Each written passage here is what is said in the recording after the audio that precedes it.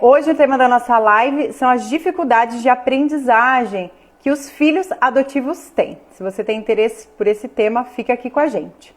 Antes da gente começar, eu queria só falar um pouquinho que pode ser que algumas pessoas que nos seguem ainda não conhecem bem a Associação Recede. Então eu vou ler aqui um pouquinho sobre o que é, para a gente conseguir se localizar bem dessa instituição, tá bom?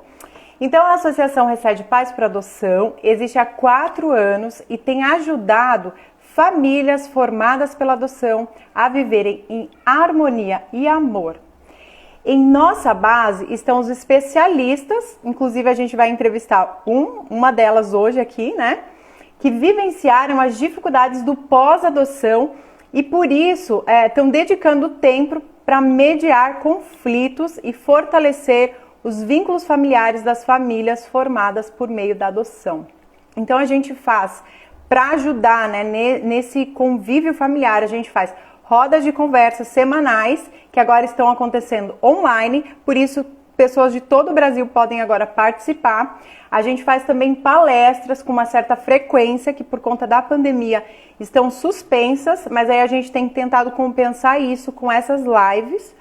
E também fazemos orientação e outras coisas. Se você quer conhecer e saber mais sobre a Associação Recede, você pode acessar o nosso site, que é Recede Pais por Adoção, atenção para como se escreve Recede, né? Que é um pouquinho diferente, .org. Então, recedepaesporadoção.org. O pessoal já foi chegando aí e a Anne já fez a solicitação, então nós vamos agora para a nossa live sobre o tema dificuldades de aprendizagem dos filhos adotivos, que vai ser com a Anne Vigiano, que é psicopedagoga do Recede e cofundadora do Recede. Então, vou chamar a Anne aqui agora.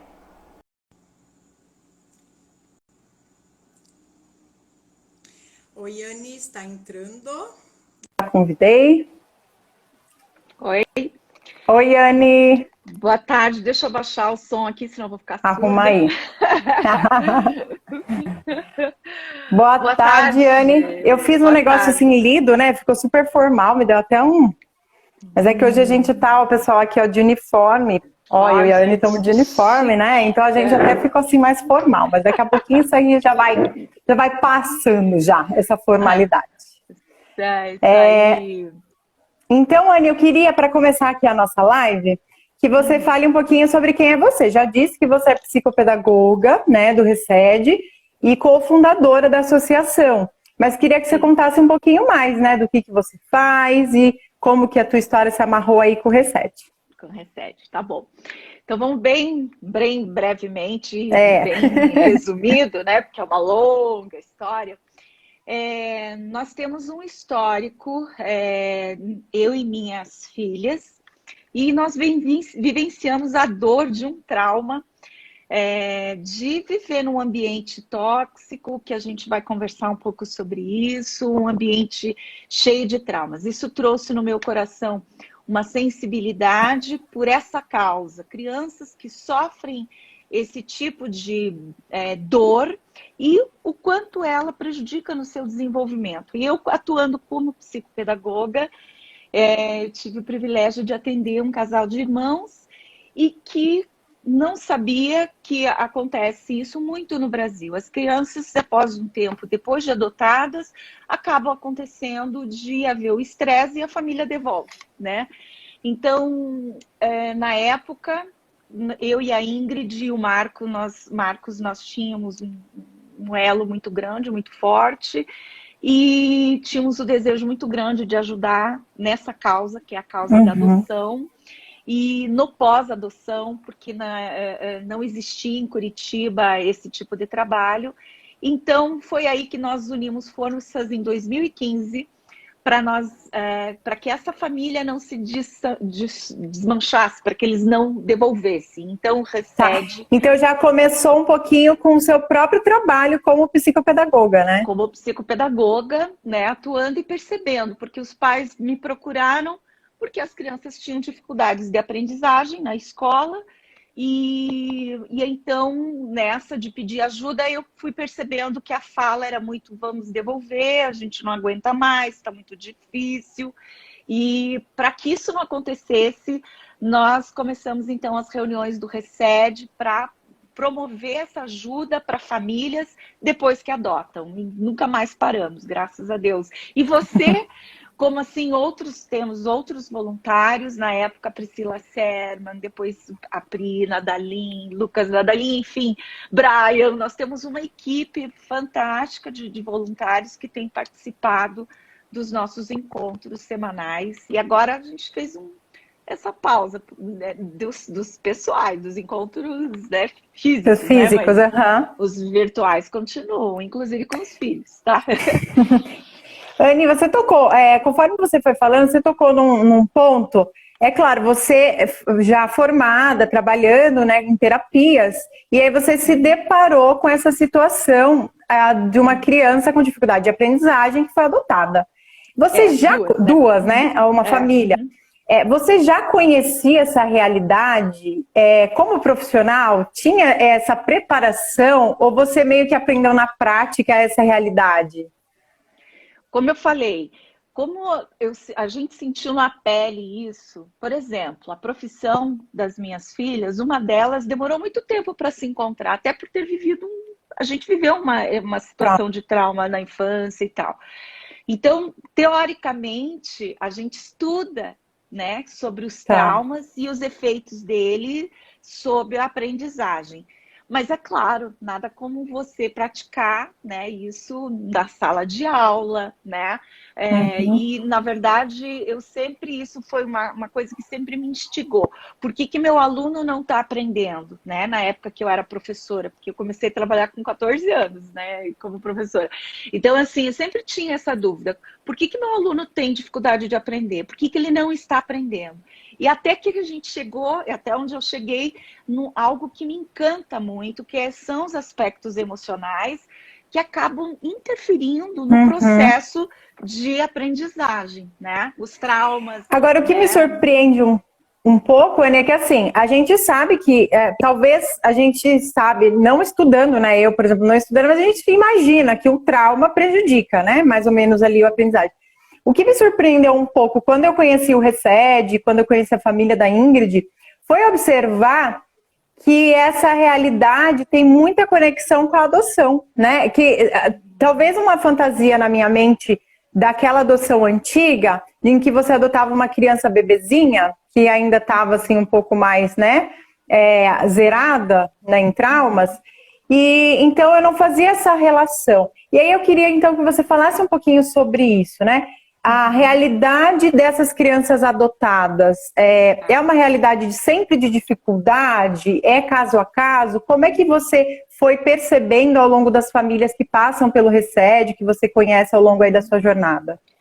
Olha, Renata, eu conheço e nós temos, né, já tanto lá no RECED, porque a predominância dos pais que nos procuram são pais que adotam crianças um pouco maiorzinhas, né? Esse, né, o RECED acaba, porque a gente tem, vamos dizer, um vínculo também muito bacana e participamos, né, uma parceria com alguns projetos, com o ANGAAD, com o projeto Encontro. Então, a gente tem, por isso, muitos pais de crianças maiores acabam nos procurando. Mas se a gente for pensar, desde o momento que a criança, onde acontece a concepção, a criança começa ali todo um processo de desenvolvimento, e isso ainda intrauterino. E aí a gente sabe que aquela mãe que, por exemplo, entrega essa criança para uma adoção ainda bebê, ou então, se ela não entrega e essa criança é uma mãe, por exemplo, que tem, por exemplo, contato com drogadição, que é uma mãe que tem contato direto com a questão da violência, ou é uma mãe negligente, né? Então, essa criança, normalmente, ela já está sendo gerada nesse ambiente de estresse. E é claro que... No útero, né? Ela já vai recebendo... No útero, tudo e todo o processo neurológico dela de desenvolvimento vai tendo uma interferência, sim. E aí o que acontece? Essa criança vem para um ambiente, né, quando ela nasce, que pode ser que acolha, né, num processo de vamos entrega, ela é adotada bebê, E assim, aí tem todo um processo que a gente fala, poxa, teve sequelas? Não teve. Não, muitas crianças acabam tendo uma sequela por causa desse processo de desenvolvimento neurológico, né? Que então, por exemplo, se foi uma mãe que usou drogas, muito provavelmente ela tenha alguma dificuldade neurológica e cognitiva por consequência em decorrência Mesmo disso. que tendo sido adotada pequenininha, né? Mesmo que tenha sido adotada pequenininha. Agora, quem dirá, Rê, aquelas crianças que passaram um tempo dentro dessas casas, no ambiente que a gente chama, né, de estresse tóxico, violência dentro de casa, uma mãe negligente, ela foi privada de segurança, afeto, né, e alimentação. E só para você ter quando na época da minha formação em psicopedagogia, o meu primeiro caso clínico, né, ainda como acadêmica e sendo supervisionada, foi uma criança que tinha sido recém-adotada. Olha como Olha as coisas parecem assim. E o que nos chamou a atenção? Ela passou um período e por ter sido muito negligenciada, o primeiro desenvolvimento dela era uma criança de 6 anos. O que acontece? Ela era menor que os coleguinhas, então ela não se desenvolveu fisicamente como os coleguinhas da sala. E isso nos chamou a atenção, porque os pais eram da família, eles haviam adotado, eram tios que adotaram essa criança. E eu falei, mas eles são de uma estrutura forte. Foi daí que a gente vê, puxa, essa criança foi privada, inclusive, do desenvolvimento dela físico, olha só. né? Então, ele tinha uma dificuldade de aprendizagem. O que acontece? Existem possibilidades tem conserto tudo isso. Graças a Deus, o nosso cérebro é uma máquina. É isso que você vai contar um pouquinho pra gente, né, agora. Sim. Ô, Anne, olha só, você já respondeu a pergunta da Fernanda, né? A Fernanda tinha... A gente abriu ali uma caixinha de pergunta no Stories antes e a Fernanda tinha colocado, né? Quanto que emocional bloqueia a aprendizagem dos filhos que chegam pela adoção. Então, a Anne já deu uma contextualizada aí, que mesmo talvez aquela criança bebezinha, por conta de situações no útero, e muito mais aquela que no útero e depois sofreu, né, traumas emocionais, vai bloquear. E daí você está dizendo, não só às vezes o desenvolvimento cognitivo, mas também físico, que você apontou aí agora para nós uma situação, né? Veja, lá no RECED, a gente teve já crianças que nós recebemos que nasceram normais, perfeitas, mas tiveram tímpanos rompidos, né, por causa de agressão, ou algumas marcas no corpo, que imagina o emocional, né? Então, o estrago acontece e aí acaba interferindo consequentemente no desenvolvimento físico deles, né? Ô, Anne, você me fez lembrar também uma situação que passa aqui pelo meu pessoal. A padrinha, né, uma menina de 12 anos, que é a Rafaela, e a Rafaela, quando a gente fez esse processo de apadrinhamento, a psicóloga que acompanha disse: a Rafaela gosta de ler, a Rafaela vai bem na escola, um pouquinho fora daquele perfil padrão que a gente costuma ouvir, né, de crianças com dificuldade. E aí a gente observa que realmente ela tem um cognitivo assim bom, conversa bem, né, só que a gente observa as bobagens, assim como alguns erros de português que ela comete, que são coisas assim irrelevantes, mas que a gente observa que talvez isso, a Rebeca de 4 anos não comete alguns errinhos. Mas por quê? Eu vejo muito que tem a ver com esse convívio também, né? Então muito do aprendizado é muito do convívio também, né? O ambiente, ele faz toda a diferença, né, Renata? Porque, assim, primeira coisa que a gente tem que pensar, tem o biológico, tem o emocional, tem o funcional, né? Então, de repente, é uma criança que foi mal estimulada motoramente, articulatoriamente. Então, pensa uma criança que aprendeu, conviveu num ambiente que fala errado. Isso é uma fala que a maioria dos pais pós-adoção falam, né? Ele não tem conjugação verbal, não existe, né? E os erros, né, de oratória, mas a maioria deles acabam pela convivência. A criança amplia o vocabulário, amplia o universo dela, cultural, e isso vai modificando, né? Isso mas o que, às vezes, a maioria dos pais verificam é que essa criança ela tem também um atraso nos aspectos emocionais. Às vezes ela é um pouco mais infantil, ela tem uma dificuldade com frustração. No caso dessa tua afilhada, vamos dizer assim, pode ser que ela tenha um pouquinho de dificuldade atencional, que é uma função cognitiva, e que, de repente, ela precisaria criar estratégias para ela poder trabalhar isso, porque existe, o nosso cérebro, a gente ensina como criar uma estratégia para eu consertar isso. E aí, o trabalho dos especialistas, que as famílias, às vezes, demoram para buscar essa ajuda, né? Infelizmente, alguns falam, nossa, nós não temos dinheiro e tal. Mas, gente, a busca, ela vai te ajudar muito, vai ajudar muito nesse trabalho de repente, criar estratégias primeiro que compensam, até ela aprender e, tchan, consegue assimilar e muda lá um tipo, deixa de cometer determinados erros e tal, porque ela aprendeu, entende? A Valesca comentou aqui, né? Falou tudo, o ambiente. Por isso que quando essa criança é adotada e começa a convivência em família, o desenvolvimento dispara. E eu sinto muito isso com a nossa filhada. Então você percebe que o raciocínio, né? Ela tem a capacidade, mas talvez falta esse ambiente. Então são vários fatores, como você já tinha mencionado, né? E você vê, vocês só estão apadrinhando, hein, Rê? Sim. Olha, vocês já estão fazendo diferença na vida dela, apadrinhando, tá? Pensa se mais pessoas pudessem fazer isso, quantas diferenças nós faríamos nesse mundo com essas crianças que estão lá em instituição, né?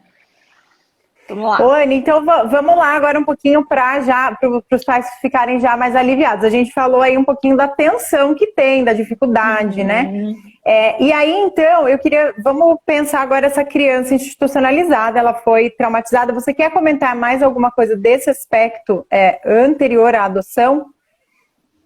Ou você acha que já está bem completo? Na questão do desenvolvimento.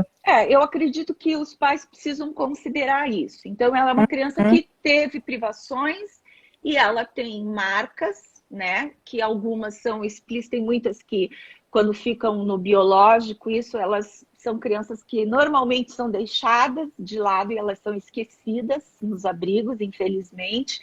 E aí a gente sabe, né, disso, o quanto isso machuca quando a gente vê lá uma criança grande e ela, né, por exemplo, tem uma deficiência, mas porque foi causada. Às vezes ela teve uma deficiência intrauterina, né, porque aquilo que a gente já mencionou. Mas o que é importante o pai ter consciência? Tá, esse meu filho tem algumas limitações decorrentes disso, dessa história. E agora ele veio para minha casa, né? E aí agora eu quero dar tudo para ele. Tudo que ele foi privado, eu vou querer, porque eu amo. Eu quero que ele saiba disso, que eu amo. Quer fazer aquela compensação de uma vez, assim, né?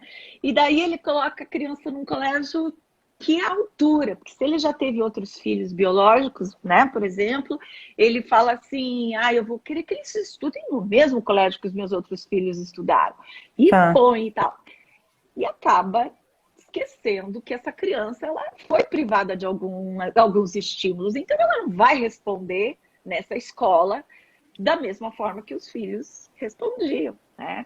E aí onde os pais começam a ficar malucos, né? Então, de repente, essa criança é uma criança institucionalizada que estuda em uma escola pública. Tem escolas públicas ótimas, tem outras não tão boas, e de repente esse pai pega e coloca essa criança numa outra escola, né? Seja ela pública ou particular, mas talvez fora. Como é que. O que você sugere, então, Anny? O que o pai teria que considerar para essa mudança? Como que faz? Ajuda a gente. Porque nós temos assim, primeiro a escolha da escola, e a escola precisa ser muito orientada. E aí, onde o RECED também faz esse tipo de trabalho, né? Então, às vezes, a gente já fez de visitar a escola e conversar com os coordenadores e fala, olha, não é que essa criança, ela vagabunda, né? Desculpe o termo aí para os pais, né? Mas é uma criança que ela não tem vínculo nenhum, ela não vê sentido em aprender. Por que ela vai querer gostar de vir para a escola? Ela ainda não entende, não gosta disso. Primeiro, a gente tem que cuidar desse emocional dele. Ninguém consegue desenvolver a aprendizagem se ele não estiver bem, né?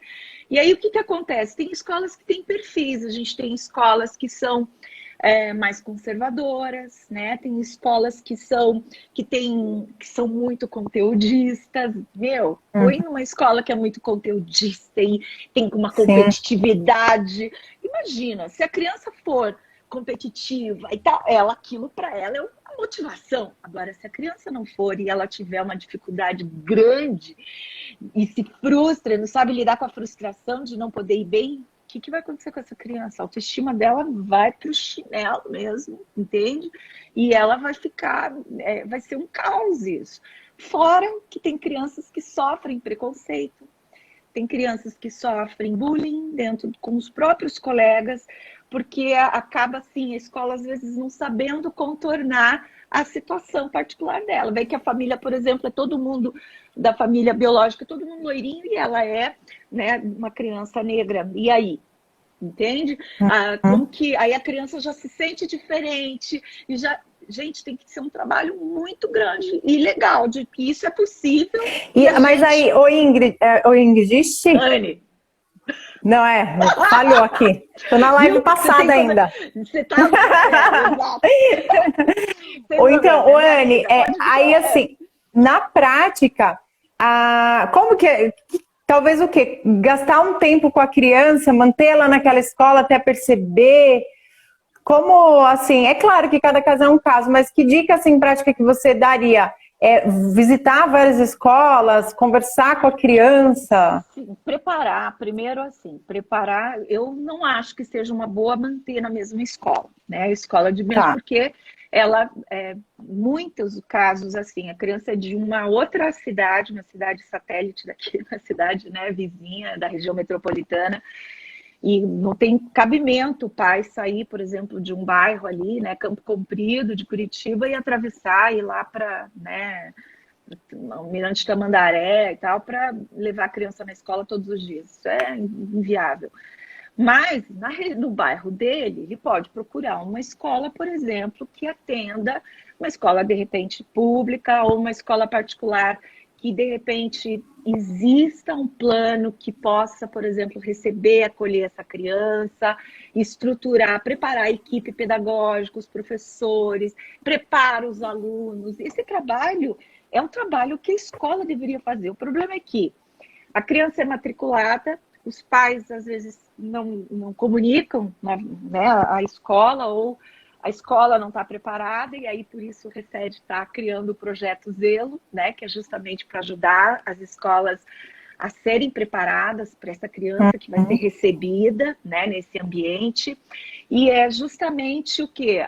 Você pensar nesse preparo que tem que ser mútuo, né, em várias mãos, tanto de uma estrutura emocional para que ela se sinta acolhida, e o processo da aprendizagem não precisa de uma resposta agora, ele vai acontecer.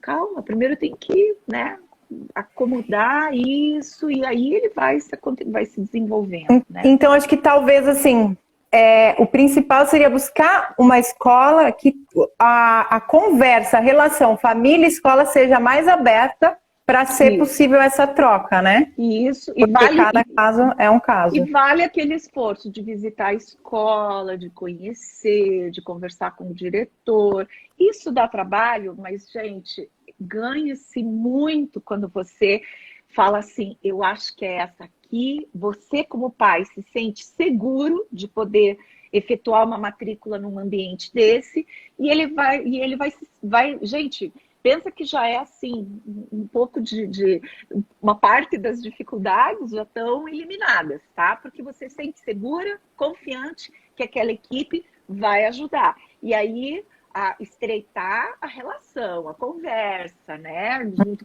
com a escola e a família, e a criança, e os técnicos, e assim vai. Outra pergunta aqui, Anne, A Anaí perguntou, é diferente a dificuldade de aprendizagem do filho adotivo para o biológico? Acho que quando você disse lá no começo as questões emocionais, né, acho que ficou um pouco respondido isso, né? Que o problema não é como esse emocional foi abalado, né? E de repente prejudicou.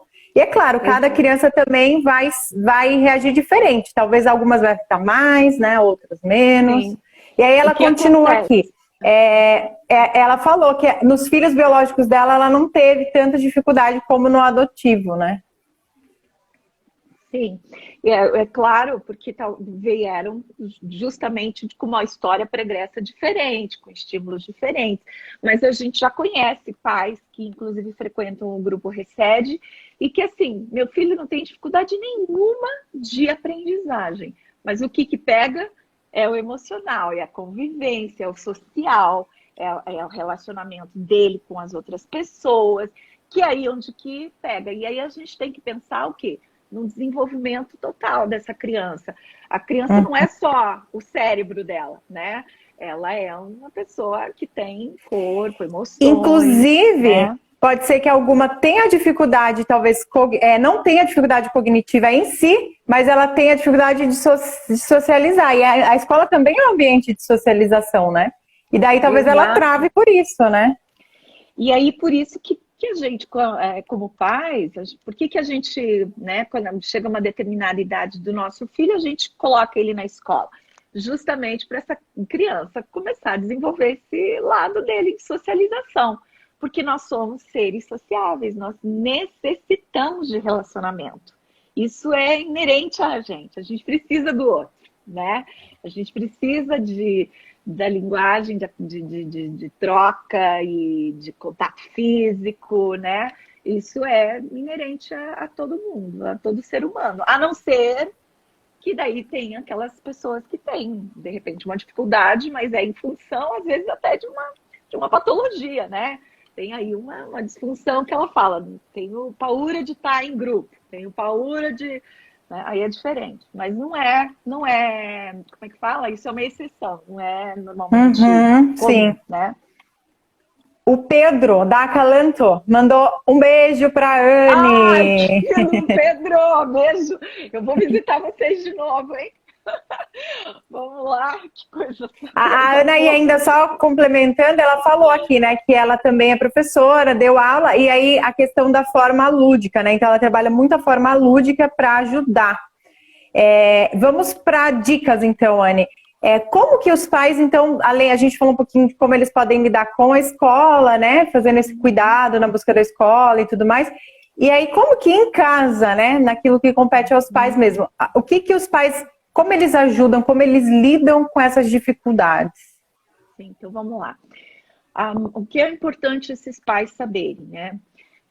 Primeiro que esses pais precisam entender que essa criança ela precisa ali de uma ajuda nesse começo para tudo. Então, criar-se primeiramente uma rotina dentro da casa, onde essa criança até possa participar, dependendo da idade dela. Quanto maior ela for, mais interessante é que ela participe da elaboração dessa rotina, entendendo que ali vão acontecer que tem coisas que são regras e tem coisas que são combinadas. Regras é tudo aquilo que você entende como adulto, como pai, que tem que acontecer, que não tem negociação, que aquilo vai ter que ser feito. Por exemplo, teu filho vai ter que tomar banho todo dia, teu filho vai ter que escovar os dentes todo dia, tem que fazer lição de casa todo dia, combinado. Em que momento que isso pode acontecer, né? Então você, como pai, como mãe, você pode colocar assim, não, vamos estabelecer se é de manhã, se é de tarde, se é mais no comecinho da noite, né, horário das coisas, né, entender que, de repente, na organização da casa, essa criança, ela precisa participar da rotina do dia a dia de uma família, entendendo que ela é um membro, a família é uma equipe e ela faz parte dessa equipe. Então, num trabalho de equipe, cada um tem a sua participação. Não dá para você só com essa rotina, já várias coisas já vão, né? Primeiro, esse senso de equipe, né? De eu faço parte de alguma coisa. Senso de pertencimento, de pertencer a algo, de ter uma responsabilidade. E os pais acabam privando tanto as crianças de fazerem isso, que aí o que acontece? Eles fazem tudo, aí chega uma hora que eles não aguentam, porque... né? Fica aquele desgaste, gente, não dá. Então ele é ali onde que ele vai tendo essa colaboração. E eu vou ensinando praticamente algo que é fantástico e principalmente precisa ser desenvolvido, que é para aprendizagem, que são as funções executivas. As funções executivas cerebrais, elas são responsáveis pelo nosso planejamento, pela nossa organização, pelo nosso guardar temporariamente um comando que a gente chama de memória operacional. Então, por exemplo, a mãe fala assim, olha, depois de você fazer isso, você vai fazer aquilo, e daí você pega tal coisa, a criança tem que armazenar isso na cabeça dela e falar, puxa, a mamãe mandou eu fazer assim, assado, cozido, frito. Então, ele tem que lembrar, isso é memória operacional. A mamãe mandou ir lá no quarto, pegar tal coisa, e ela tem que lembrar daquilo que você pede. Isso, a gente usa tudo para aprendizagem. Ele aprende outra grande habilidade dessa função é conter, como é que fala? Inibição, é um fator inibitório. Conter os impulsos. Estou com raiva, quero jogar, né? Autocontrole, né? Autocontrole. E o cérebro diz, ei, cara, não faz isso, que se você jogar vai dar caca, né? Então, segura, controla, né? Não xinga sua mãe, não bate a porta do quarto, não vai... Isso tudo, olha...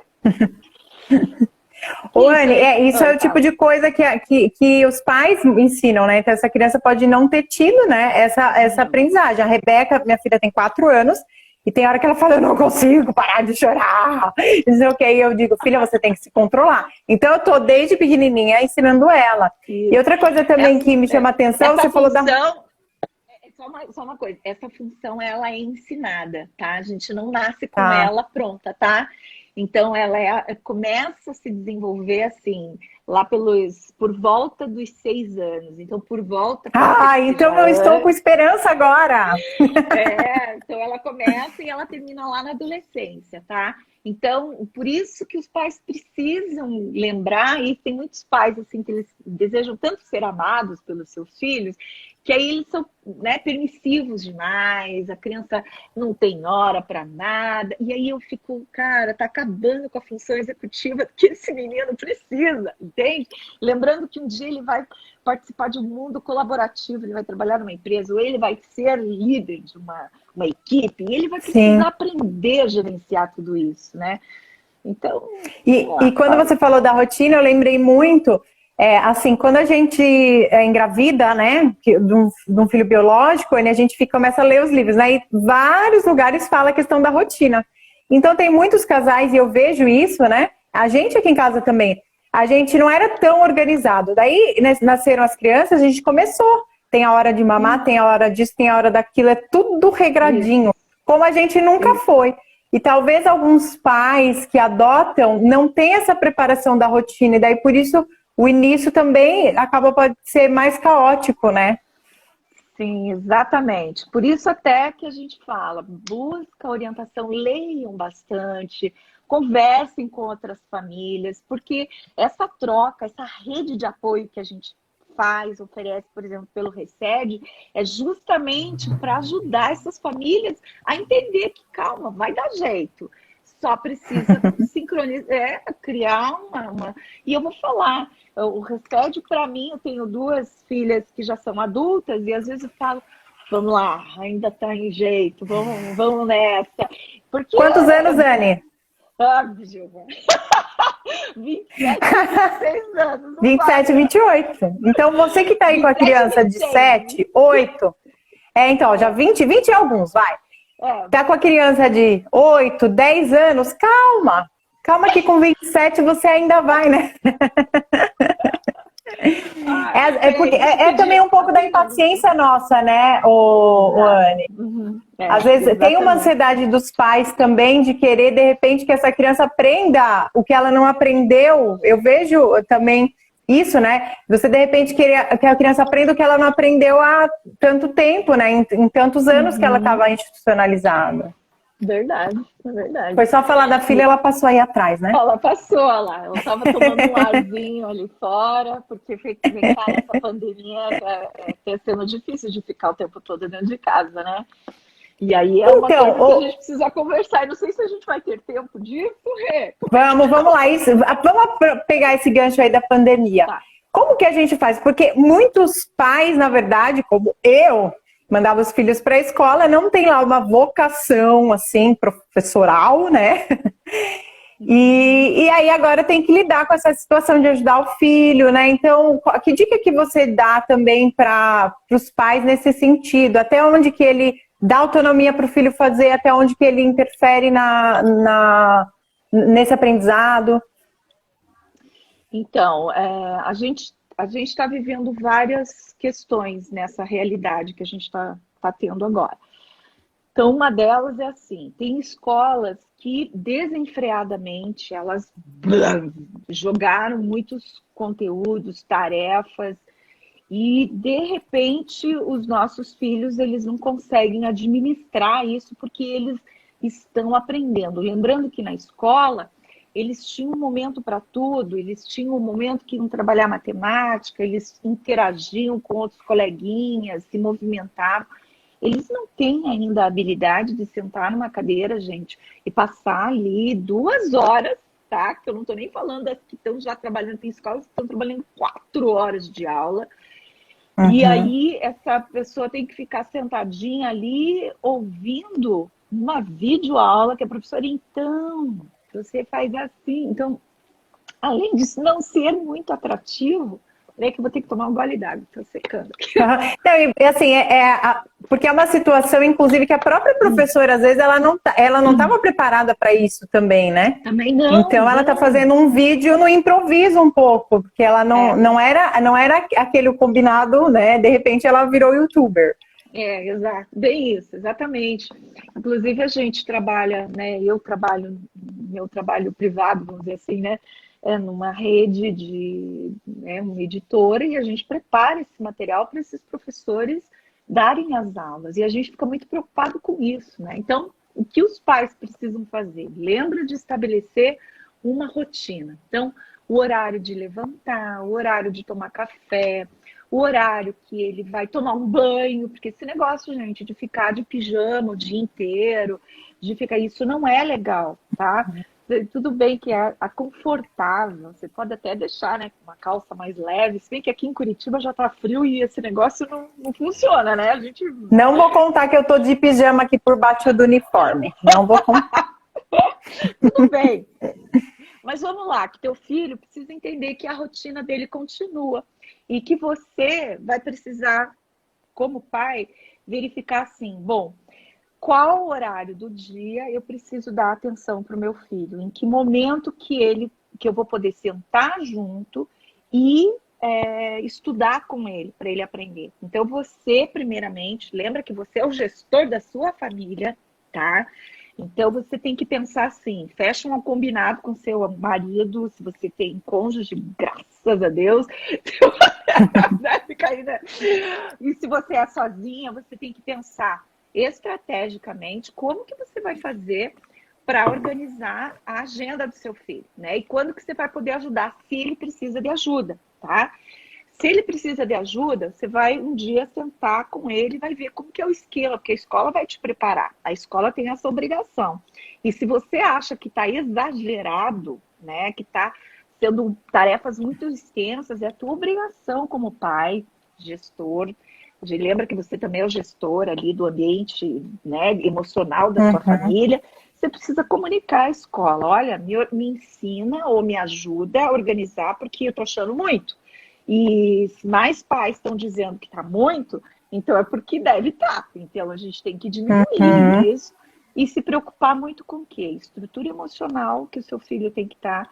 Não fique estressando se ele não está entendendo querido, essa escola precisa prestar ajuda para ele. E fazer um contato com a escola e dizer assim, quem é que pode ajudar que meu filho não está entendendo equações numéricas? Quem que vai poder ajudar? Porque eu não sei explicar para ele. Você não é obrigado a saber tudo. Só não fica brigando com seu filho, porque você gera mais um estresse. Você lembra que ele tem uma fragilidade, né? Sim. E aí, os pais o contexto emocional, né? Oi, talvez até, assim, ser um pouco flexível. Eu não sei, assim, eu sinto um pouco dessa necessidade até aqui em casa. Meu filho ainda é pequeno, ele está no 2º ano, mas eu sinto às vezes que eu tenho que flexibilizar um pouco, assim, ele consegue acompanhar bem o aprendizado, mas as tarefas, então tem tarefa que eu penso assim, na escola essa tarefa seria maravilhosa, aqui em casa não vai ser assim.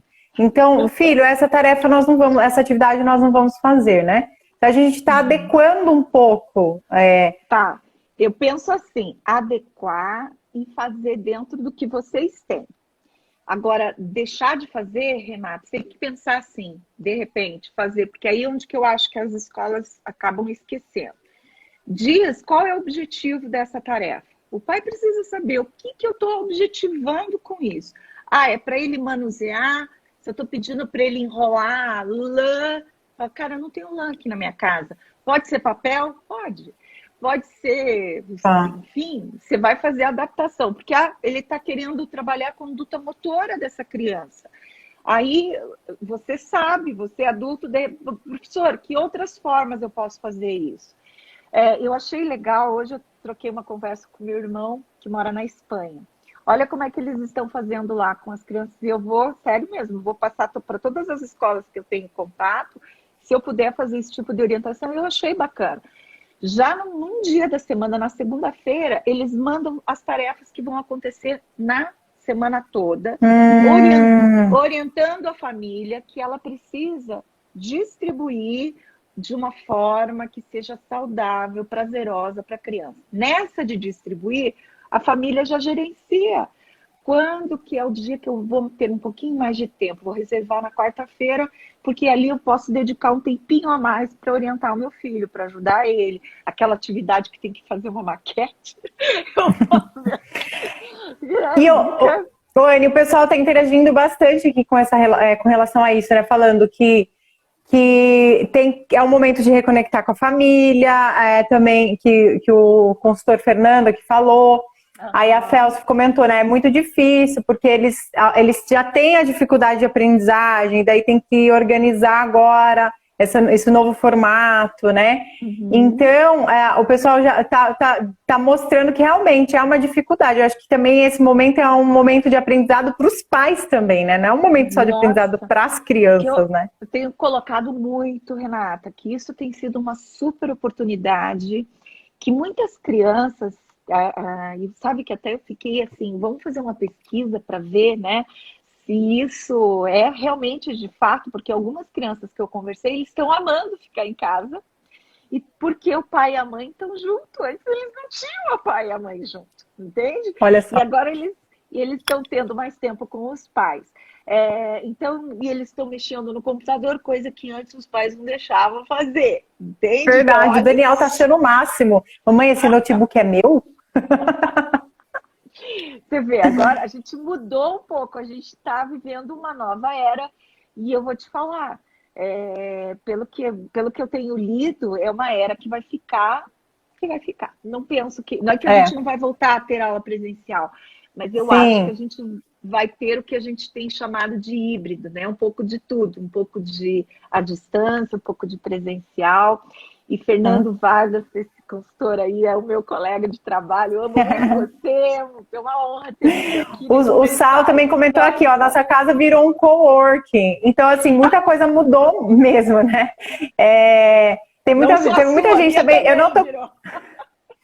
Tem muita gente comentando, eu não tô conseguindo acompanhar todos aqui, né? A Ana Diniz também tá comentando aqui várias coisas. Muita gente mandou beijo para você, Anne. Eu amo a Anne, melhor profissional que eu conheço, né? Então tem vários comentários aqui. Fico honrada. E assim, tem outra pergunta aqui, sobre, que foi a Fels que perguntou, é comum a dificuldade de perguntar ao professor, porque a minha filha não pergunta, ela acha que é demonstrar fraqueza, então uma realidade que tem um pouquinho a ver com a socialização também, né? E com o fato que é aquilo que a gente chama de frustração. Quando eu mostro a minha fraqueza, a minha fragilidade, na verdade, é aquela coisa de você se aceitar, de você entender que você tem limitações. E a criança que não tem essa elasticidade com essa frustração, ela vai fazer o quê? Ela fica rígida, ela prefere sofrer do que pensa, né? Fazer uma situação, né? De se expor, exato.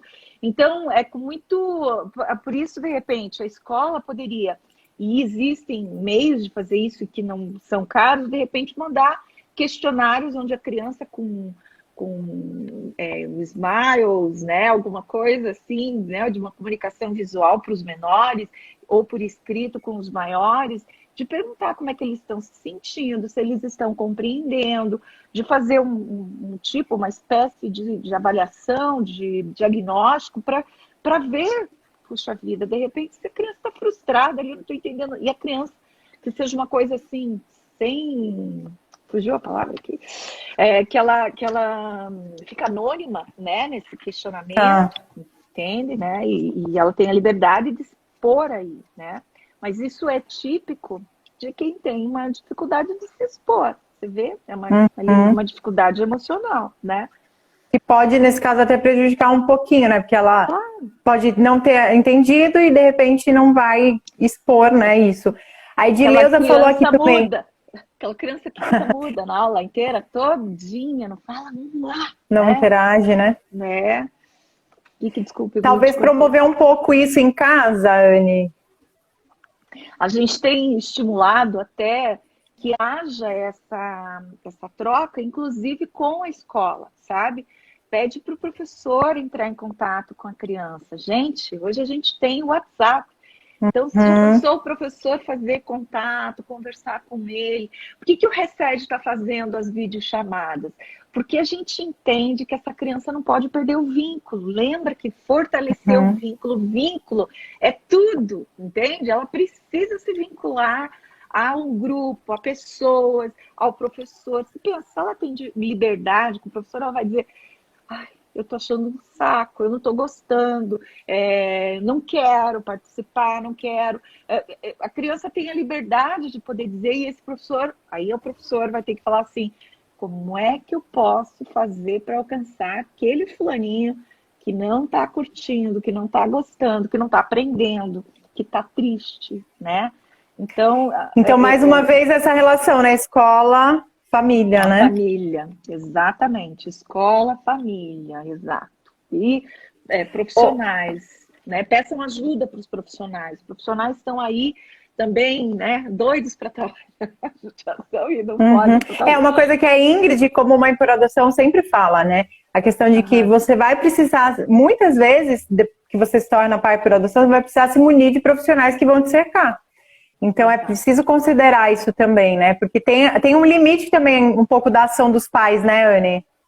E os pais, até mesmo porque esses profissionais vão saber orientar. E a gente tem N profissionais. A gente tem desde a dificuldade lá, né, com o fono, né? Precisando de um fonoaudiólogo, porque o filho tem uma disfunção que impede dele compreender. Não é que ele é surdo, ele não compreende, que é o problema do processamento auditivo central. Então, oralmente, até em casa, às vezes, a briga acontece porque ele não está entendendo, entende? Ele não está processando a informação.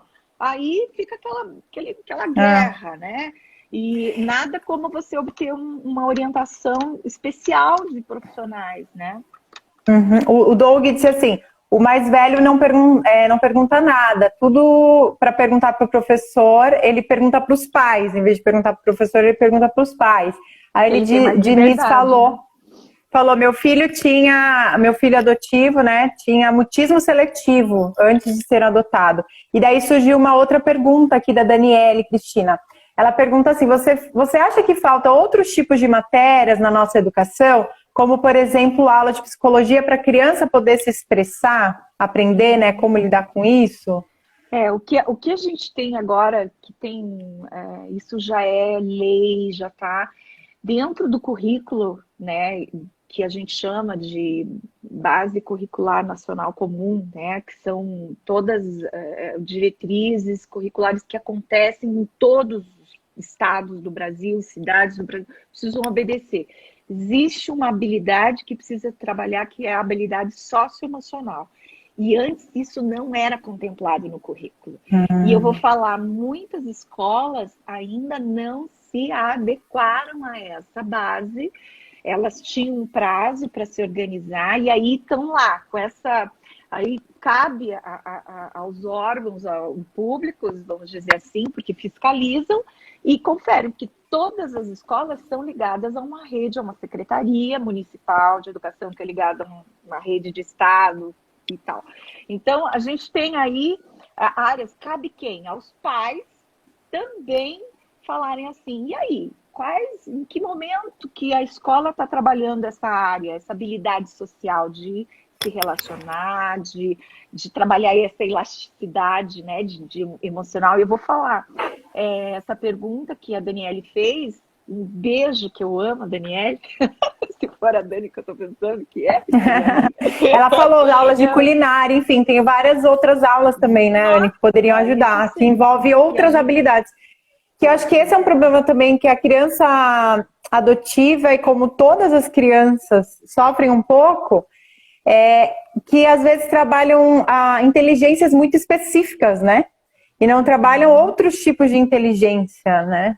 Olha, tem uma criança tem um caso de uma criança que ela foi adotada, e eu vou te falar, sabe qual foi a porta que abriu para essa criança começar a se soltar e começar a ver que ele não era burro? Era a área de desenho. Ele tinha uma habilidade para expressar-se através de desenhos fantástico. O dia que ele foi elogiado publicamente, diante dos pais, aquilo foi um divisor de águas. Meu Deus, foi fantástico. Esse menino começou a se perceber, e a família também começou a valorizar aquilo. Nossa, só elogios depois, só elogios, que foi assim, uma coisa muito gostosa de ver, né? Então, descobrir isso também, né, Anne? Descobrir a inteligência do seu filho, porque pensando um pouquinho nas crianças adotivas também, Anne, o que eu vejo muitas vezes das crianças adotivas que eu conheço é que às vezes ela não tem habilidades cognitivas específicas porque foi prejudicada, mas ela aprendeu também outras coisas porque ela precisava. Então, por exemplo, uma menina pequena que eu conheci, né, quando ela foi adotada com 4 anos, ela, não sei na escola como é que desenrolou depois, porque ela era pequena, mas ela era muito ligeira, autônoma, percebia o ambiente. Então, assim, é um tipo de inteligência também, né? Sim, a gente vê assim muitas escolas privilegiando aquelas inteligências, né? Lógica matemática e de linguagem, né?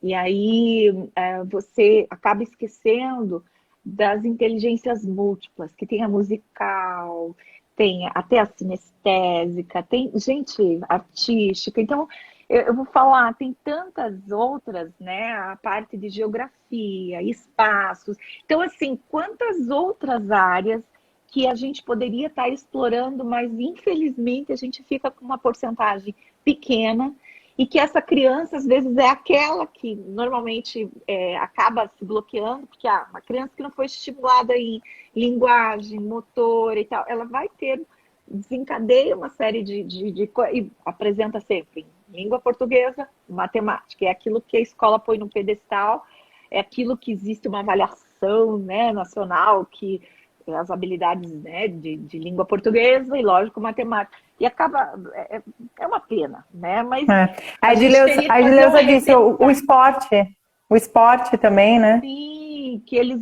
amam, e normalmente eles têm ali, né? Você vê os filhinhos da Ingrid que se destacam ali no judô. Agilidade, né? Agilidade. Eles têm uma habilidade, porque eles sobem em árvore. Normalmente tem um lado que é bacana, por essas crianças terem sido criadas nessas instituições, né, de acolhimento. Muitas delas, elas vivem ali soltas, né? por um lado, é bom, né? Tem o lado bom e o lado ruim, né? O lado bom é que realmente ela desenvolve ali habilidades, sobe, desce, pula, e, né, que você fica, meu Deus, teu filho que foi criado ali dentro do apartamento, cheio, né, põe um capacete, põe joelheira, né? Privando de tudo, né? Aprende a andar de bicicleta lá por volta dos 10 anos, eles já estão andando, se bobear, com 3 anos. Aliás, ó, Anne, nosso tempo está acabando, mas você falou disso, eu não vou ter como não contar essa história. Um dia, o Cris e o André da Ingrid, né? Quem conhece a família da Ingrid e do Marcos, ficaram com a gente. E a gente saiu para andar de bicicleta lá no Centro Cívico. E aí a gente emprestou lá a bicicleta que tinha da prefeitura na época para emprestar e começamos a andar. E a gente via que o André, mas o André é meio atrapalhado, assim, meio agitadão, né? Então ele andava assim, ó. E a gente, meu Deus, esse André é muito louco e não sei o quê. Mas ele foi. E aí, depois a gente voltou e contou pra Ingrid e pro Marcos, então o André andou de bicicleta com a gente, mas ele, nossa, tava assim, depois ele melhorou, mas no começo ele tremia muito. Aí eles olharam assim, mas ele andou de bicicleta, ele não sabe andar de bicicleta. Ele aprendeu ali com a gente, ele não falou, não, eu não sei andar de bicicleta. A gente deu a bicicleta, ele falou, não vou perder essa chance, sei lá, o que ele pensou, e saiu andando. Você vê como que é, né? Então, é um perfil, né? Normalmente é assim o perfil dessas crianças, que, gente, é maravilhoso isso, né? Eu acho que nós duas tínhamos que aproveitar, tá acabando. Mas eu queria muito aproveitar assim, você que está assistindo a gente, eu vou confessar que eu não consegui ler quem que está participando aqui, mas depois eu prometo que eu vou ler. Dá para ler, não dá? Não dá para ler. Não, Sinto muito. Não dá? Não! Vai salva! Vai salvar a live, mas os comentários não ficam salvos. Então, Anne, pode concluir ali, deixa seu beijo, fala pro pessoal te mandar um WhatsApp, te mandar uma mensagem no privado. Muito obrigada, porque eu vi, por exemplo, que algumas pessoas que eu conheço entraram, mas passou tão aí, a gente fica com a nossa atenção focada aqui. Mas eu queria agradecer de todo mundo que veio.